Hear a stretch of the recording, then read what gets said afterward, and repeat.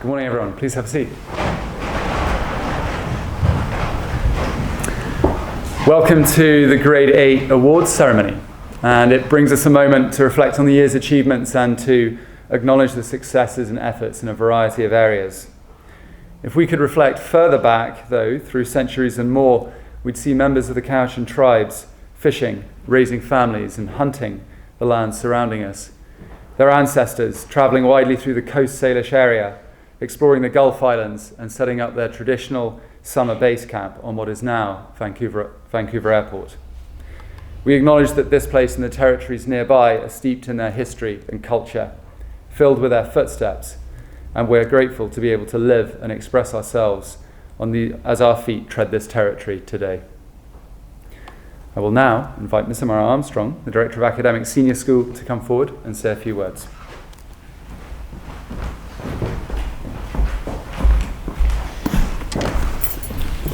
Thank you, Mr. Monroe.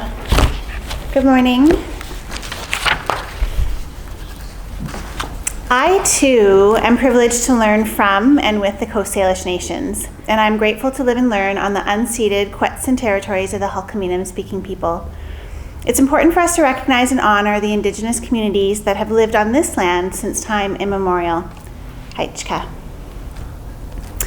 Today, we will celebrate the many accomplishments of you, our students. These accomplishments will demonstrate the personal rigor, efficacy, critical thinking, and possibly hardship.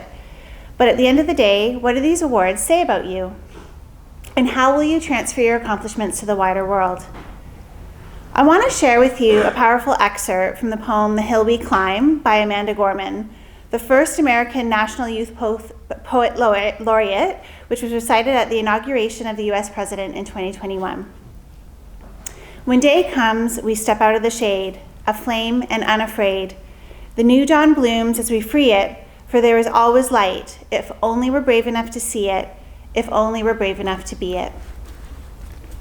These words, full of courage and hope, remind us of the transformative power that lies within each one of us. On May 24th of this year, it came to the world's attention that this very poem was banned from a school in Florida due to a single parent complaint complaining that the poem is not educational, indirectly includes hate messages, and indoctrinates youth. Unquestioned, the poem was removed. This incident highlights the alarming increase in book banning and censorship across North America. But you might be asking yourself, why should I care about something that's happening at a school in Florida? Sapere aude, a Latin phrase meaning dare to know. Have courage to use your own reason. What actions can you take to ensure that you have all the information you need to make an informed, critical decision about your place in the world? Some of you have heard me mention Margaret Atwood previously. Because my imagination was captured by her literary works when I was in high school, today I'm reminded specifically of her dystopian novel, The Handmaid's Tale. And here it is. The Handmaid's Tale was part of my grade 10 English class syllabus. I was equally fascinated and horrified by it. The dystopia felt like an act of tremendous fictional brilliance on the part of Atwood, an impossibility in a society where I myself enjoyed what I thought were inalienable rights and freedoms.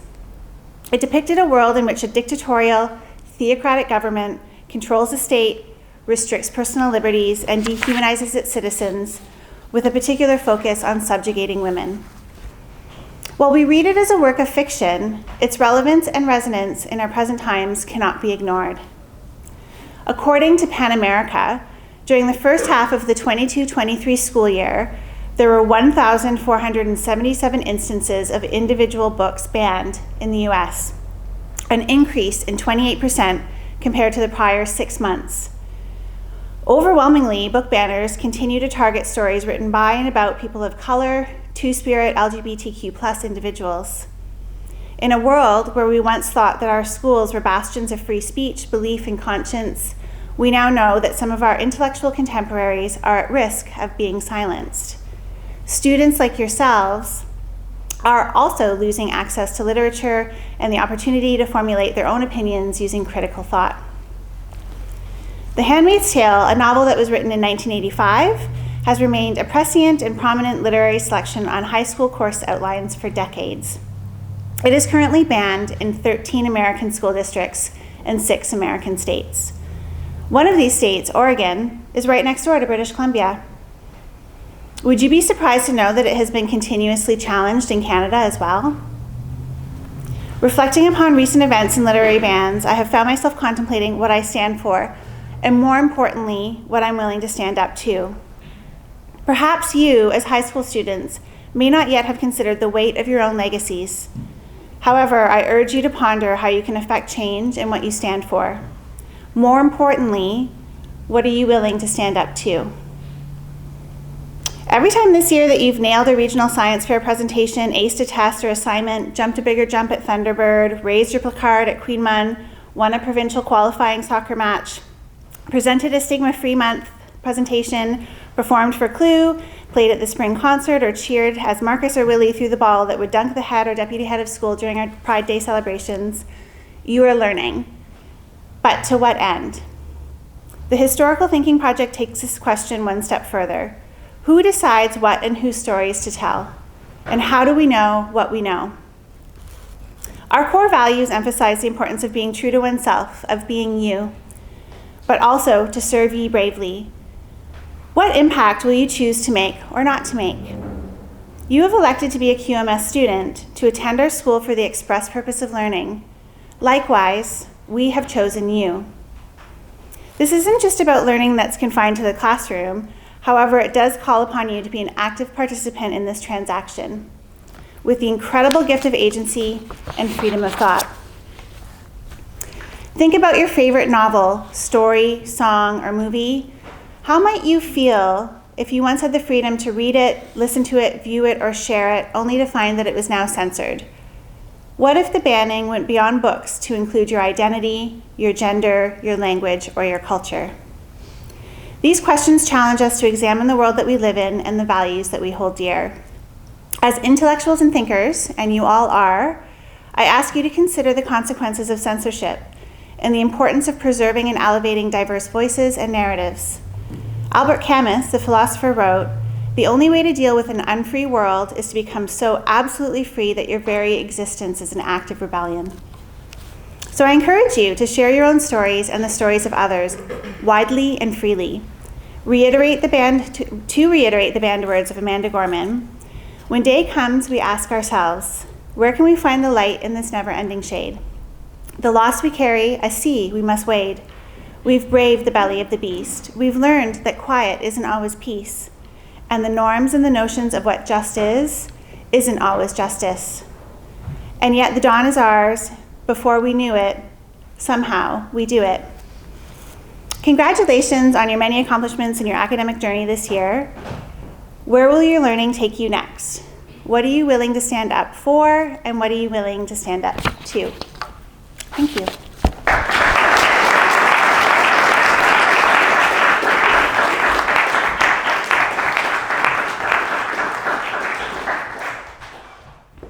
And I think we should just take a moment to acknowledge and appreciate and thank Ms. Amara Armstrong for her excellent leadership of the academic program here in the senior school at QMS.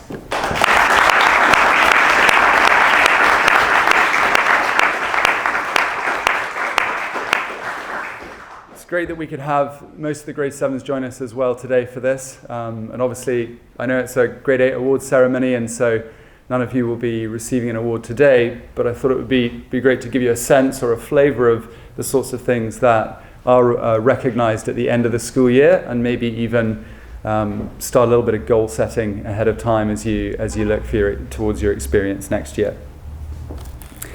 So as we move into the awards, if your name is called, please stand up and move into the aisle. If you're an individual winner, please come forward immediately to the front and receive your award. If you're part of a group, please organize yourselves as you move forward into the order in which the group has been called out. As an audience, if a group is being called, please hold your applause until the group list has been read out. We'll take a picture of all the award winners outside the chapel at the end of the ceremony. I'd like to invite Ms. Amara Armstrong forward to present the following academic awards. Progress Awards. This award is for improvement over the school year. In grade 8, Daniela Gonzalez Gonzalez.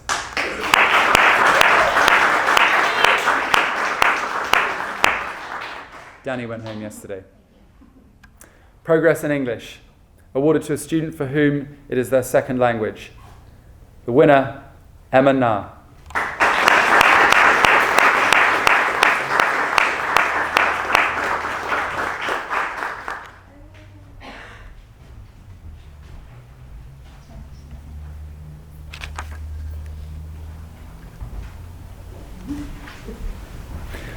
Progress Award for Fine Arts. In music, grade 8-9, the winner, Madison Wright.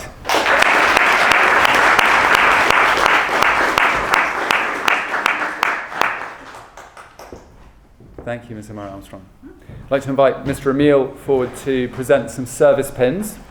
Those service pins are earned by students who've contributed to their communities with the exceptional gift of service, having volunteered for 100 or more service hours. A service pin to Rowan Picard.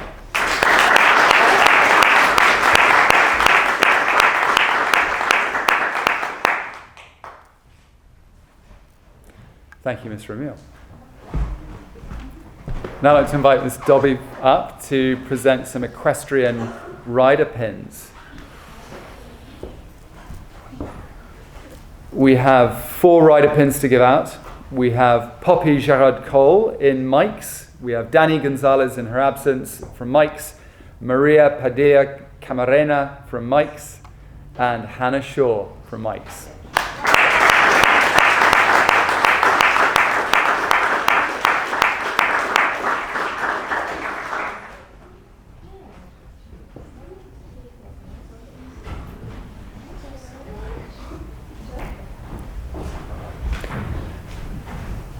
Grade 8 PE Awards. So we have 2 winners in this category, and they are Rowan Picard and Max Kistoff.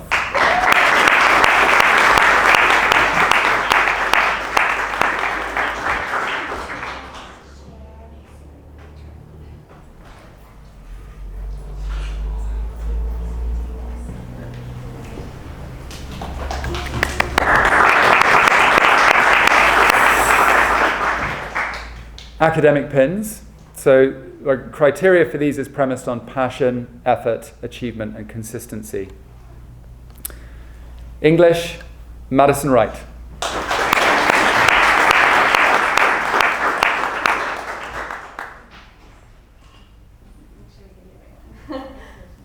Thank you.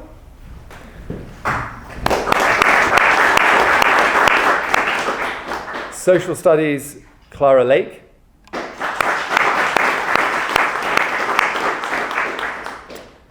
Language, Isabella Dale.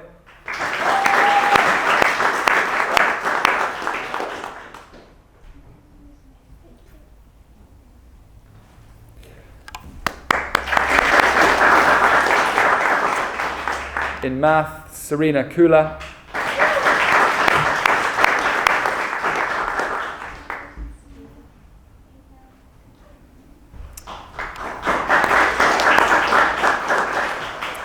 And in science, Naya Swami.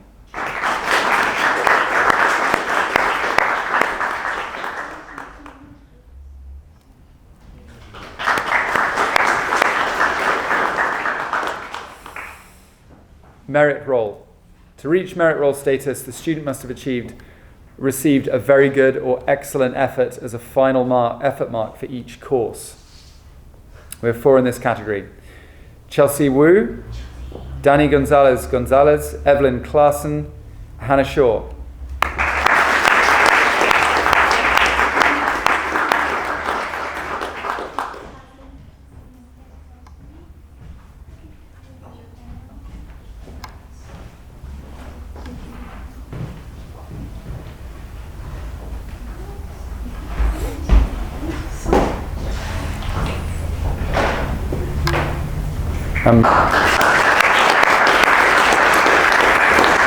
And we have another 3 receiving merit roll as well. We have Laura Mariana Hurtado Munoz, and Lola Warbeck, and William Bayen.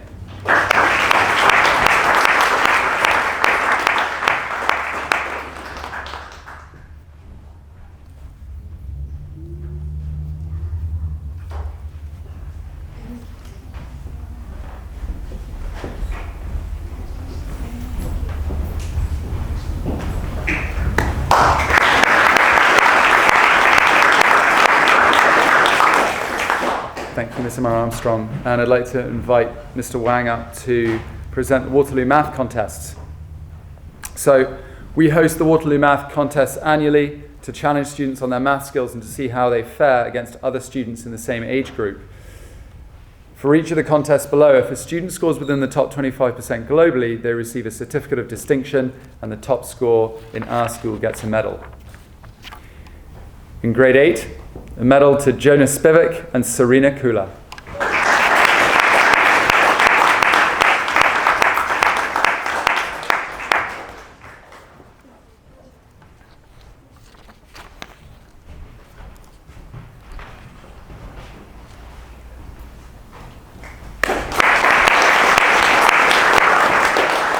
Thank you, Mr. Wang. And that concludes our award ceremony. I'd like to invite the head of school forward to say a few words.